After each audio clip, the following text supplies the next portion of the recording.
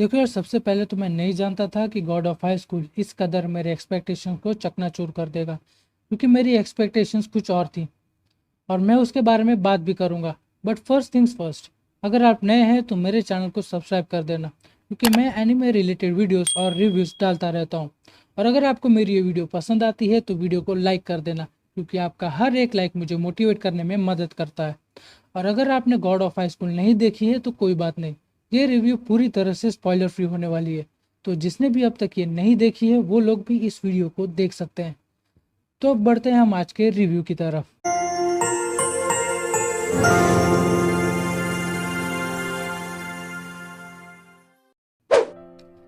तो God of high school adaptation है south Korean मानवा की। जी हाँ, आपने बिल्कुल सही सुना। गॉड ऑफ हाई स्कूल कोई जापानीज कॉन्सेप्ट नहीं है। मानवा मंजे जैसे कि जापान में मांगा और अमेरिका में कॉमिक्स होते हैं, ठीक वैसे ही साउथ कोरिया में मानवा होते हैं। हालांकि ये साउथ कोरियन कॉन्सेप्ट जरूर है, मगर इसे जापानीज कंपनी मापा ने प्रोड्यूस किया है, जिसमें क्रंची रोल की भी पार्टनरशिप है। तो गॉड ऑफ हाई स्कूल का मेन प्रोटैगनिस्ट है जिन मोरी, एक 17 साल का लौंडा जो पार्टिसिपेट करता है गॉड ऑफ हाई स्कूल नाम के एक मार्शल आर्ट्स इवेंट में, जहां रीजनल और नेशनल लेवल पर आकर लोग एक दूसरे से लड़ते हैं और प्राइज के रूप में जीतने वाले को उसकी कोई एक विश पूरी करने का मौका मिलता है।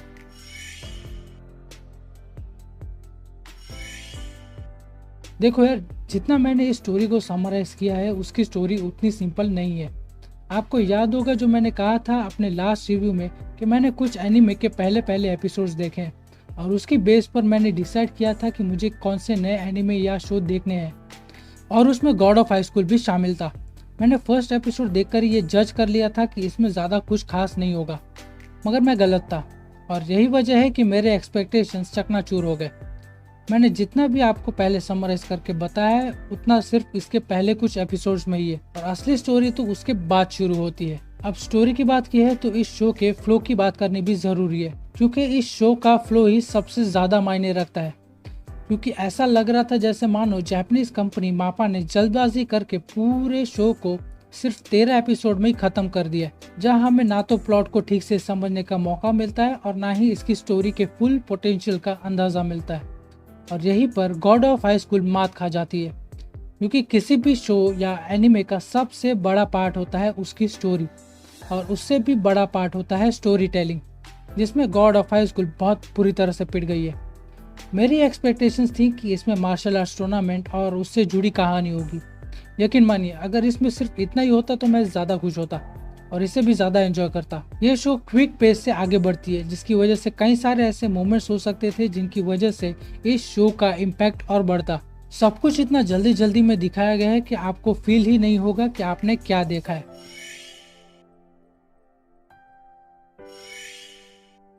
देखो यार, मापा के हार्ड वर्क का असर तो कैरेक्टर्स पर भी पड़ा है। इस शो को जिस तरीके से सिर्फ 13 एपिसोड में लपेट कर जो हमारे सामने प्रस्तुत किया गया है, उसकी वजह से इसके कैरेक्टर्स की डेवलपमेंट पर भी अच्छा खासा असर पड़ा है। यहाँ तक कि इस शो के सिंपल माइंडेड मेन प्रोटैगनिस्ट तक के लिए भी रूम नहीं छोड़ा है ग्रो करने के लिए।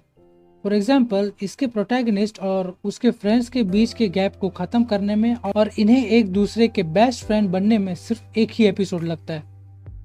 और वहीं एक हमारा सास्के है, जिसने नारुतो के साथ फ्रेंडशिप करने में ऑलमोस्ट 700 एपिसोड लगा दिए। पता नहीं किशिमोटो ने क्या सोचकर नारुतो बनाई थी। वैसे हगना तो यहाँ पर भी खत्म नहीं हुआ, क्योंकि कैरेक्टर डेवलपमेंट के नाम पर उन कैरेक्टर्स की बैक स्टोरी डाली गई है जिनका आगे चलकर स्टोरी में कोई काम ही नहीं है, और ऐसे कैरेक्टर्स और उनकी अपीयरेंस बिल्कुल ही पॉइंटलेस होती है जिनका आगे चलकर कोई मकसद ही ना हो। कोई ऐसे कैरेक्टर्स की बैक स्टोरी भला क्यों देखना चाहेगा जिनके पास स्टोरी में कंट्रीब्यूट करने के लिए कुछ है ही नहीं। जैसा हाल इसमें मेन प्रोटैगनिस्ट का रहा है, उससे भी बुरा हाल इसके मेन एंटैगनिस्ट का भी रहा है। जैसा कि मैंने आपको बताया कि ये शो कैरेक्टर डेवलपमेंट के मामले में बहुत ज़्यादा लैग करता है, और ये बात इसके मेन एंटैगनिस्ट पर भी लागू पड़ती है। इतना ही नहीं, इसके मेन एंटैगनिस्ट को जितना स्क्रीन टाइम दिया गया है उससे कहीं ज़्यादा स्क्रीन टाइम बाकी के कुछ साइड कैरेक्टर्स को दिया गया है, जो मेरे नज़रिए में इस शो के कई सारे फ्लॉज में से एक है। और वो कैरेक्टर, वो मोटिवेशन भी लैक करता है जो किसी भी कैरेक्टर को एक कैरेक्टर से ले जाकर उसे एक एंटैगनिस्ट बनाता है। एनिमेशंस एंड विजुअल्स इस शो का सबसे बड़ा प्लस पॉइंट है। एक इसके एनिमेशंस और विजुअल्स ही हैं जिन्हें आप देखना वाकई एंजॉय करेंगे।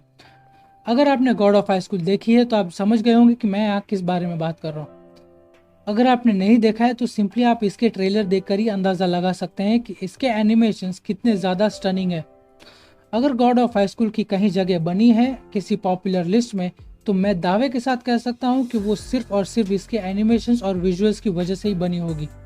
और वो इसके एनिमेशंस ही हैं जो इस शो को एक ठीक ठाक शो बनाने में कामयाब रखता है, जो बाकी सारे मामलों में लैग करता है। और एनिमेशंस के मामले में हम जापानीज कंपनी से इससे कम की उम्मीद नहीं रख सकते। हाँ, ये बात और है कि कहीं कहीं जगह पर एनिमेशंस एवरेज हो जाते हैं, जो कि उतना एक्सेप्टेबल है।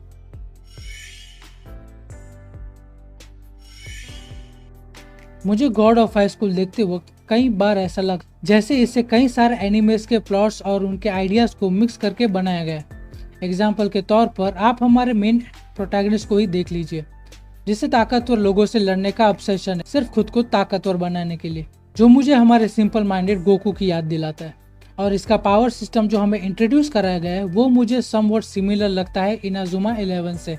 और मोरिजिन जो इसका मेन प्रोटैगनिस्ट है, उसका और उसके ग्रैंडफादर का कनेक्शन मुझे कहीं कहीं याद दिलाता है जुजुत्सु काइसेन की।